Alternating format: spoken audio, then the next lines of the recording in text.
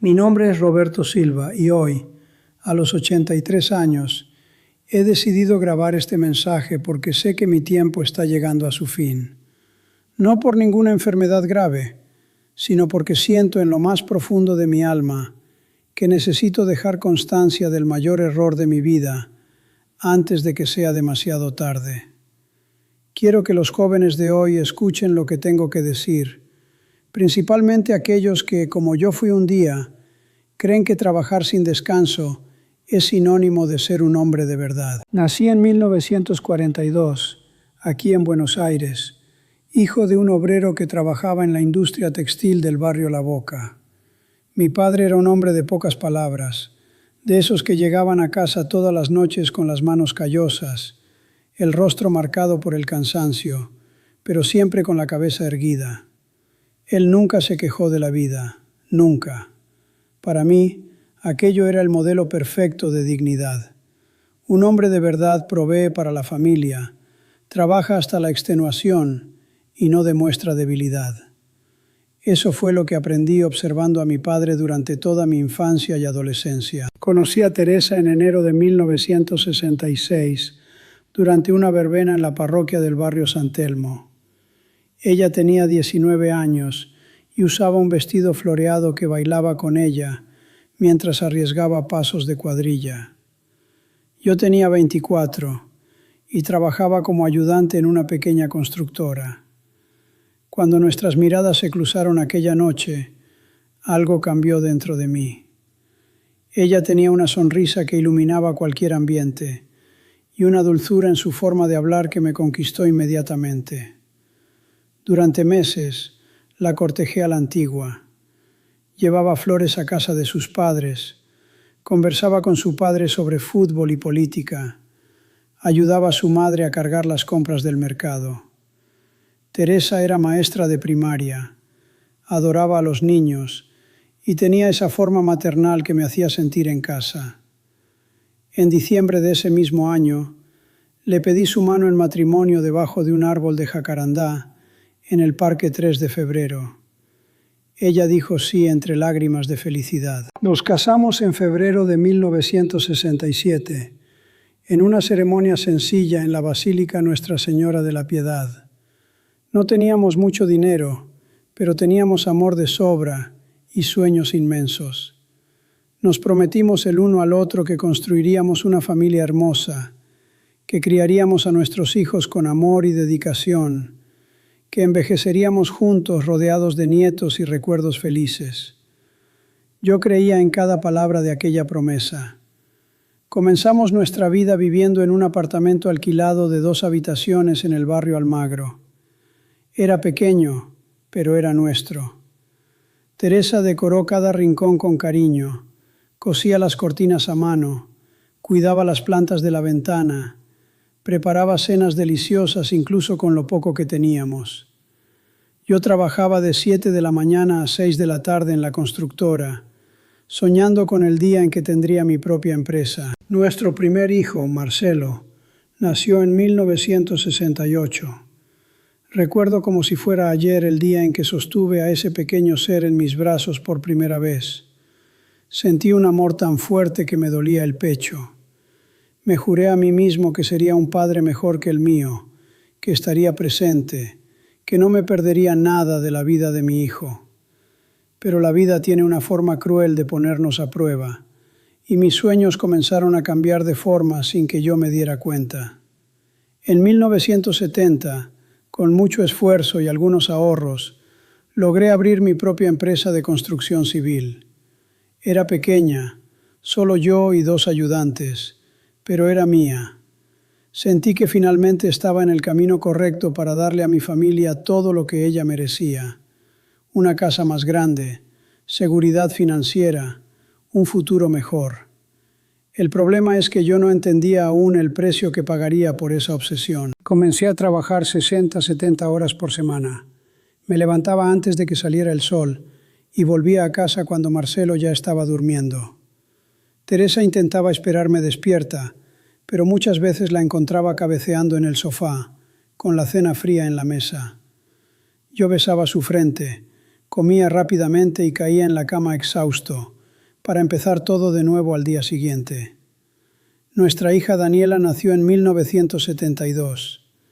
Teresa tuvo un parto difícil, se quedó algunos días en el hospital, y yo solo pude visitarla 2 veces porque estaba en medio de una obra importante en La Plata. Recuerdo que ella no se quejó, solo me tomó la mano y dijo que entendía, que yo estaba haciendo todo por nosotros. Pero hoy, cuando miro hacia atrás, consigo ver la tristeza escondida en aquellos ojos castaños que un día brillaban solo de verme llegar a casa. Me perdí los primeros pasos de Marcelo.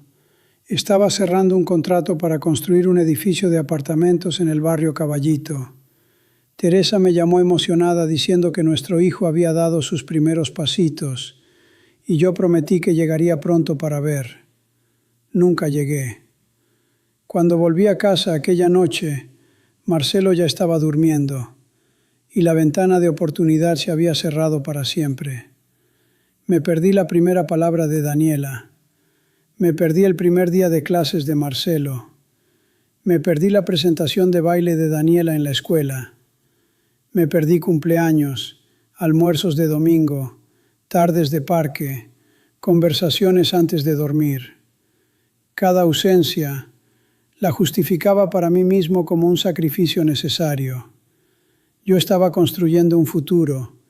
Estaba garantizando que mis hijos tendrían todo lo que yo no tuve. Pero la verdad es que estaba robándoles la única cosa que realmente importaba, mi presencia. Teresa intentaba mantener la familia unida.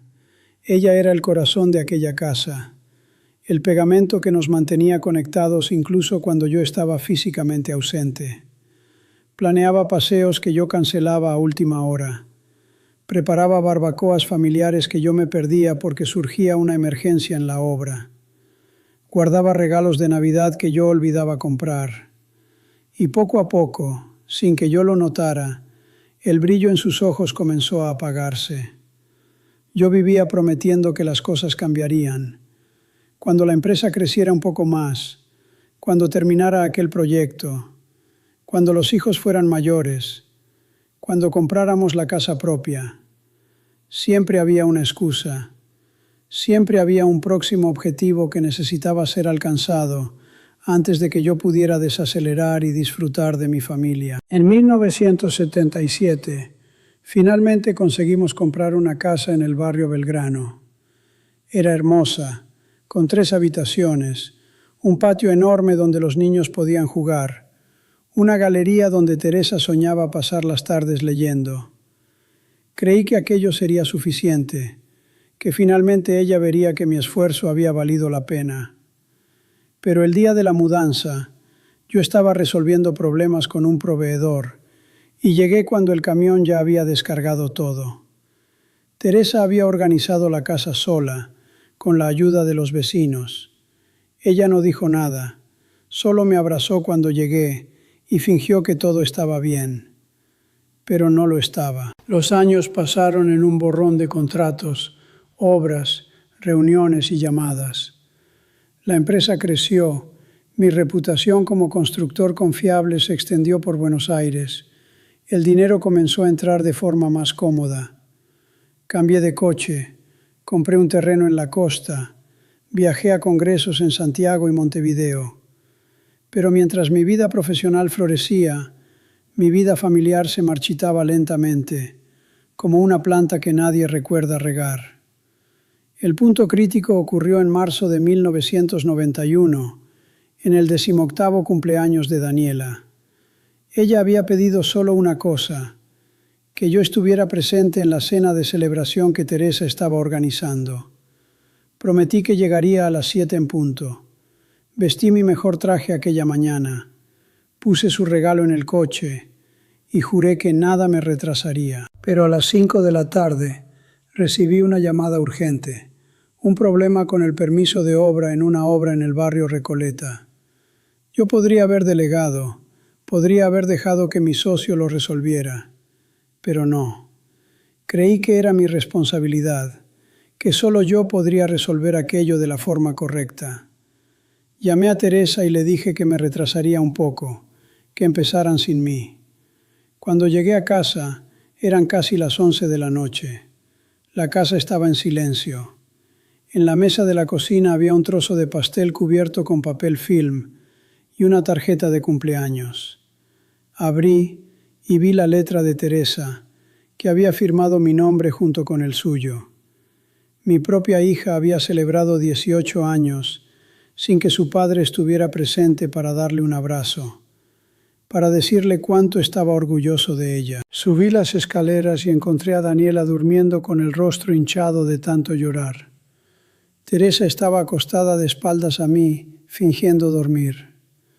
Comí el pastel solo en la cocina, prometiéndome a mí mismo que lo compensaría de alguna manera.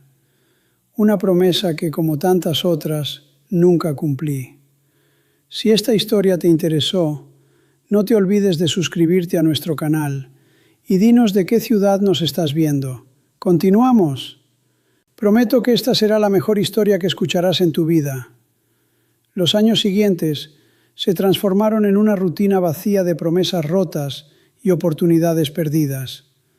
Marcelo se graduó en Ingeniería Civil en 1994, pero yo me perdí la ceremonia de graduación porque estaba en Córdoba cerrando un contrato importante. Él me llamó aquella noche, con la voz tensa, y dijo solo: «Esperaba que estuvieras aquí, padre». Prometí que lo llevaría a cenar el fin de semana siguiente, pero cancelé porque surgió una urgencia en la obra. Daniela se casó con Rafael en 1996. Fue una boda hermosa en la iglesia San Ignacio de Loyola, en el centro de Buenos Aires. Yo estaba presente físicamente, pero mentalmente continuaba resolviendo problemas por teléfono. Pasé la mitad de la recepción fuera de la fiesta, discutiendo precios con proveedores. Cuando volví al salón, el vals de los novios ya había terminado. No aparecía en las fotos principales de la familia. Mi propia hija se casó y yo elegí atender llamadas en lugar de bailar con ella. Teresa no dijo nada aquel día, pero por la noche, cuando llegamos a casa, ella se encerró en la habitación y lloró. Yo la escuché a través de la puerta, pero no tuve el valor de entrar. No sabía qué decir, no sabía cómo arreglar aquello. Entonces hice lo que siempre hacía. Fingí que no estaba sucediendo y volví a esconderme en el trabajo. En 1998, Marcelo se mudó a Santiago a causa de una excelente oferta de empleo. Él me pidió ayuda con la mudanza. Quería que hiciéramos aquello juntos, como padre e hijo. Pero yo tenía 3 obras en curso simultáneamente y creí que no podía ausentarme. Le ofrecí dinero para que contratara una empresa de mudanzas. Él aceptó en silencio y sentí una enorme distancia abriéndose entre nosotros en aquella conversación telefónica. Las llamadas entre yo y mis hijos se fueron volviendo cada vez más raras. Cuando llamaban, eran conversaciones de 2 o 3 minutos, superficiales, educadas, vacías. Yo preguntaba sobre su trabajo, ellos preguntaban sobre mi salud, y después nos despedíamos hasta la próxima llamada obligatoria. Ya no había intimidad, ya no había conexión verdadera. Me había convertido en un extraño para mis propios hijos. Daniela tuvo su primer hijo, Gabriel, en 2001. Fui a conocer a mi nieto 3 semanas después del nacimiento, porque estaba finalizando un emprendimiento en la costa norte. Cuando sostuve a aquella criatura en mis brazos, sentí una punzada de arrepentimiento tan fuerte que necesité sentarme. Allí estaba la oportunidad de hacer las cosas diferente, de ser el abuelo presente que no fui como padre. Pero la verdad es que yo ya había perdido la forma de estar presente. Ya no sabía cómo simplemente ser, sin estar ocupado con alguna cosa. Mi relación con Teresa se había transformado en algo irreconocible. Vivíamos en la misma casa, compartíamos la misma cama, pero éramos 2 extraños viviendo vidas paralelas. Pasábamos noches enteras en la misma habitación, sin intercambiar más que media docena de palabras. Yo llegaba del trabajo, ella ya había cenado sola. Yo veía televisión, ella leía en la habitación. Los fines de semana, ella visitaba a sus amigas mientras yo me quedaba en la oficina resolviendo papeleo. Yo me convencía de que aquello era normal después de tantos años de matrimonio, que el amor se transformaba, que la pasión daba paso a la compañía, que era así como funcionaba. Pero la verdad, que yo no quería ver, era que yo había matado nuestro matrimonio poco a poco, una ausencia a la vez, una promesa rota tras otra. En 2007, la empresa estaba en su apogeo. Contratos repartidos por toda la provincia de Buenos Aires, un equipo de más de 50 empleados, una facturación mensual que yo jamás imaginé alcanzar. Compramos una casa más grande en el barrio Palermo Chico, con piscina, parrilla, salones enormes perfectos para recibir visitas. Pero las visitas nunca venían. Mis hijos aparecían solo en fechas obligatorias como Navidad y Pascua. Se quedaban algunas horas y se iban con cualquier excusa. Mis nietos apenas me conocían, me llamaban señor en lugar de abuelo. En aquel año comencé a sentir fuertes dolores en el pecho. El médico diagnosticó estrés crónico, presión arterial alta y agotamiento físico y mental. Recomendó que disminuyera el ritmo de trabajo inmediatamente, que tomara vacaciones, que pasara más tiempo con la familia. Yo estuve de acuerdo, agradecí, pagué la consulta y volví directamente a la oficina. Creí que el médico estaba exagerando, que yo era fuerte, que aquello pasaría. La verdad es que yo había transformado el trabajo en mi identidad. Ya no sabía quién era Roberto Silva sin la empresa, sin los contratos, sin las obras. Tenía tanto miedo de parar y descubrir que no había nada debajo de aquella máscara de éxito profesional que prefería seguir corriendo hasta caer. El día que cambió todo fue el 23 de enero de 2012. Era verano, Buenos Aires estaba sofocante y yo acababa de llegar de viaje de una reunión en Punta del Este. Cuando entré en casa, Teresa estaba sentada a la mesa de la cocina con una carpeta de documentos delante de ella. Ella me miró con una expresión que yo nunca había visto antes. No era ira, no era tristeza, era decisión. «Roberto, quiero el divorcio», dijo con la voz firme, sin temblar. Sentí como si el suelo se hubiera esfumado bajo mis pies. Intenté argumentar. Dije que podríamos hacer terapia de pareja, que yo cambiaría, que finalmente disminuiría el ritmo de trabajo. Ella solo negó con la cabeza y respondió: «Ya intentamos terapia en 1995, ¿recuerdas? Fuiste a 3 sesiones y paraste porque estabas demasiado ocupado. Pasé 45 años casada con un fantasma, Roberto. Un hombre que estaba siempre físicamente aquí, pero nunca de verdad. Yo merezco vivir el tiempo que me resta al lado de alguien que realmente quiera estar conmigo». Intenté contener las lágrimas, pero no pude. Imploré por una oportunidad más. Prometí que sería diferente, que finalmente había entendido. Pero Teresa ya había agotado todas las oportunidades que tenía para dar. Ella había pasado décadas esperándome y yo nunca aparecí. El proceso de divorcio fue rápido y doloroso. Dividimos los bienes, vendimos la casa, firmamos los papeles. En junio de aquel año, Teresa se mudó a un apartamento más pequeño, cerca de los bosques de Palermo. Yo alquilé un apartamento de 2 habitaciones en el barrio Auxiliadora. Dejé una habitación preparada para cuando mis hijos o nietos vinieran a visitar. Visitas que sucedían cada vez menos. En 2014 vendí la empresa. La decisión fue difícil, pero yo ya no tenía más energía para continuar. La vendí por un valor inferior al que esperaba, y en menos de un año el nuevo dueño cambió el nombre, reformuló todo, borró cualquier rastro de mi legado. Décadas de trabajo desaparecieron como si nunca hubieran existido. Y de repente entendí, Nada de aquello tenía importancia real. Ningún edificio que construí tenía mi nombre. Ningún contrato que cerré sería recordado. Mi legado profesional era una ilusión. Mi verdadero legado era un apartamento vacío y una familia que apenas me conocía. Marcelo vive en Santiago, está casado, tiene 2 hijos que veo una vez al año si tengo suerte. Daniela continúa aquí en Buenos Aires, pero nuestros encuentros son tensos y superficiales. Ella trae a Gabriel y Sofía a visitarme de vez en cuando, pero percibo que es más por obligación que por voluntad. Los niños se quedan con el celular todo el tiempo, sin saber qué conversar con el abuelo, que es prácticamente un extraño. Y Teresa, mi Teresa, se casó de nuevo en 2015, con un profesor de historia jubilado llamado Antonio. Ellos viajan juntos, van al cine, toman mate en la orilla del Río de la Plata las tardes de sábado.